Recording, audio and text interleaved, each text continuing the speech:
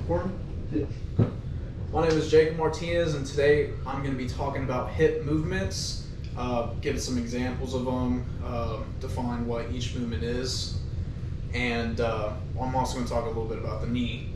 So for hip movements, these movements are categorized by pairs, and each pair is relatively the opposite when it talks about, they work in vice versa, hand in hand. The first group is flexion and extension. There's also abduction and adduction. And the last group that I'm going to be talking about, it will be external and internal rotation of the hip.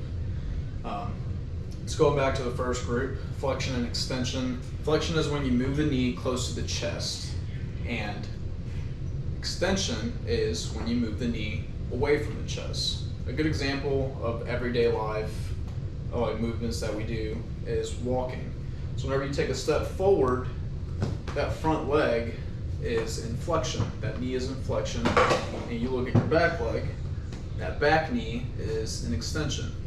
So anytime you walk, it just alternates back and forth, causing flexion and extension of the knee, of your hip. The next movement will be abduction and adduction.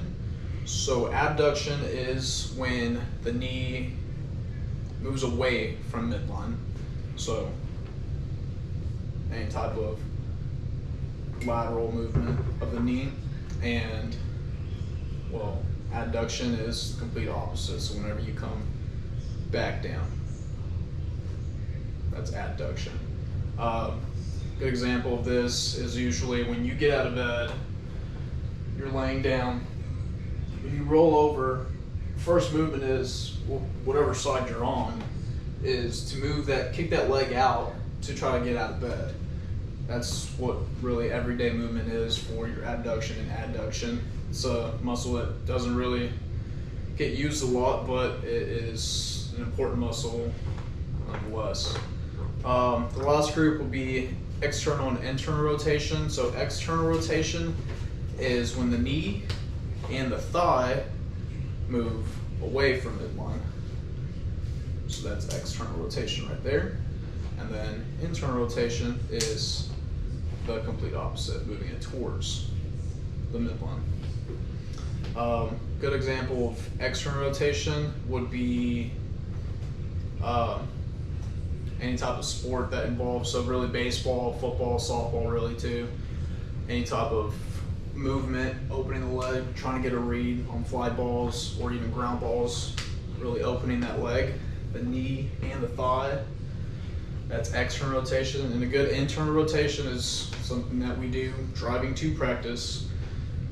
Every time you lift that leg up internally to try to get into your car or even your truck, that's internal, external rotation. And now I'm going to be talking about a little bit about the knee. So the knee is located right under your femur and right above your tibia.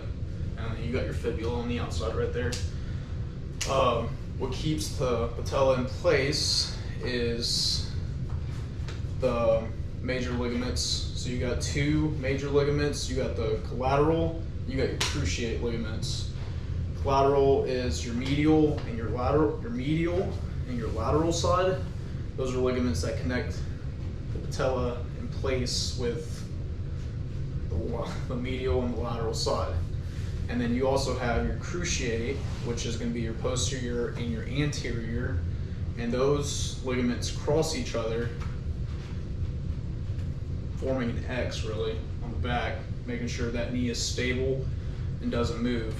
The patella sits perfectly into the femur right here, sits perfectly in there, and that joint right there is called the patellofemoral joint, and that's pretty much it.